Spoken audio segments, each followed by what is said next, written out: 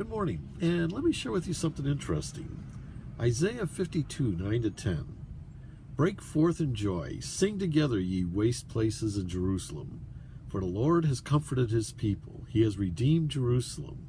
The Lord has made bare his arms in the eyes of the nations, and all the ends of the earth shall see the salvation of the Lord.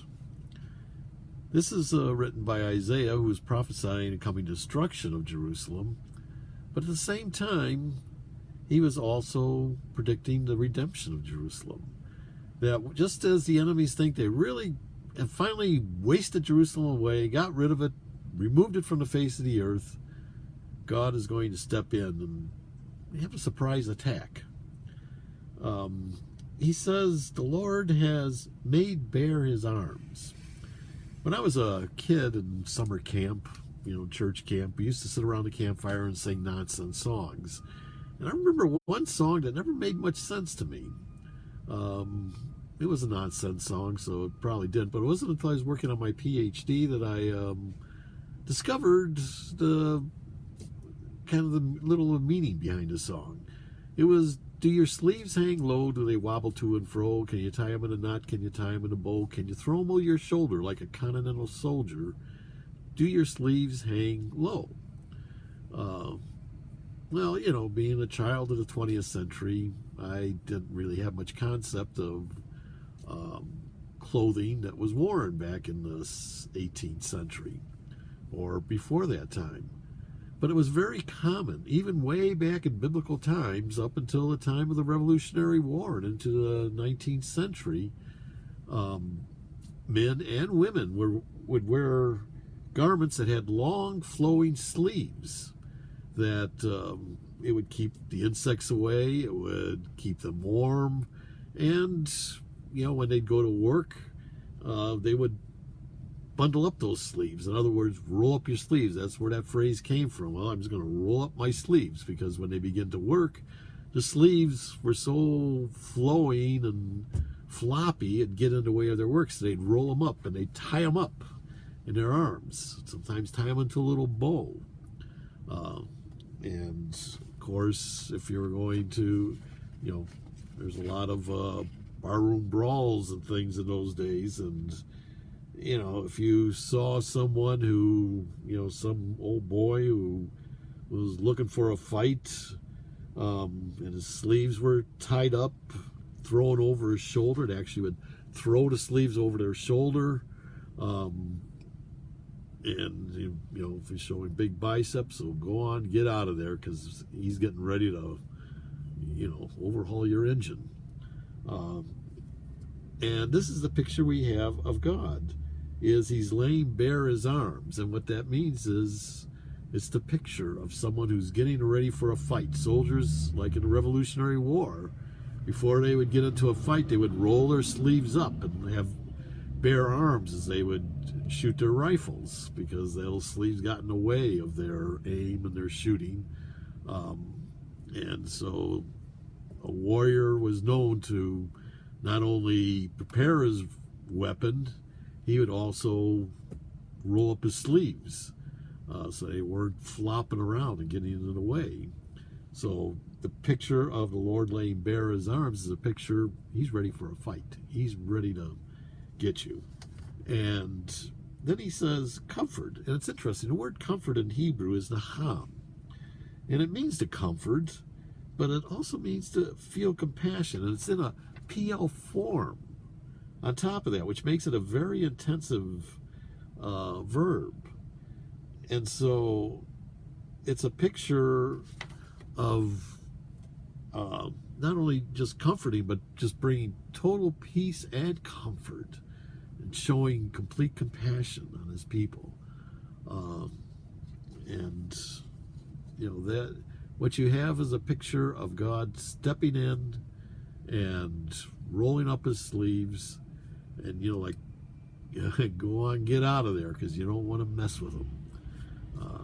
I remember when I was a student at Moody Bible Institute, we had a guy who went to IT&T, which wasn't far from our school, but it was far enough that sometimes he would camp out in our dormitory at night. We'd sneak him in and, let him camp out there, because he he had a girlfriend there at Moody, and he came often to visit her.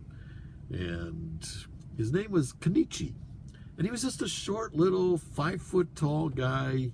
Not a powerful build or anything else. He came from Tokyo, and yet he was Olympic class in martial arts. I mean, he'd break bricks with his bare hands. But to look at him, you wouldn't think anything about it. And he was telling us one time, his name was Kenichi. He was telling us one time when he was riding the subway. It was late at night, and he was the only one down in the subway tube waiting for the train to come. And he was sitting there on a bench reading a book, and 3-4 big honking guys come walking up to him, and they kick the book out of his hand, and they say, "Okay, little man, give us your wallet." And old Kenichi jumped up and said, "I no give wallet. I fight." He said, "Kenichi, there was 4 of them. Were you able to handle it?" "Oh, very easy. I break one's arm, throw another one on the tracks. All others, run away." That is the picture of God. People, they don't expect the power of God. They don't see him, and so they're not afraid of him. Then all of a sudden, out of nowhere, he comes to rescue his people, and just totally catches them completely off guard till they scatter. And that's what happened with Jerusalem. All the enemies were closing in. It even happens today. They close in on Israel, and just before they're ready to hit, suddenly they pop up and say, "I no give land. We fight." And God steps in and breaks one's arms, and all the others just scatter out. Go on, get out of here. And God not only does that on a national level, he does it on a personal level. Because you're his child. You've given your life to him. You let him control your life, and he's not going to let anybody bother you and touch you unless it's really necessary, unless it's going to further his kingdom. Otherwise, you can be sure he's right there, ready to deliver you at that moment when you need him most. And if you get a copy of my new book that's just been released, it's called Time Loop. And I forget the subtitle. My publisher wrote the title, so I can't even remember what that is. The book's just been released. It's only released to those who are on my subscription site. It's not on Amazon yet. My publisher likes to give people who are subscribing not only to our learning channel, but to our website, www.chaimbentorah.com. They get first crack at getting the book. But if you read the book, in it, in the comparison I'm making, saying that possibly there is a time loop, that history repeats itself, and that's the case, history repeating itself. Christians are going to face a very difficult time. They're going to face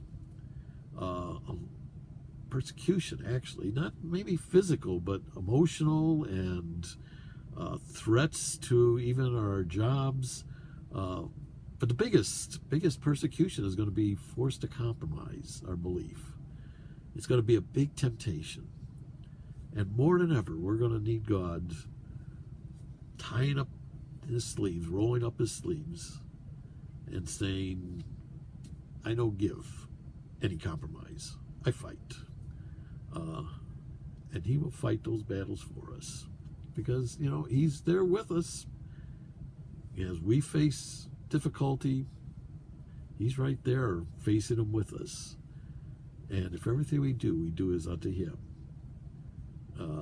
he's going to break one arm and throw other on tracks, and all others will run away.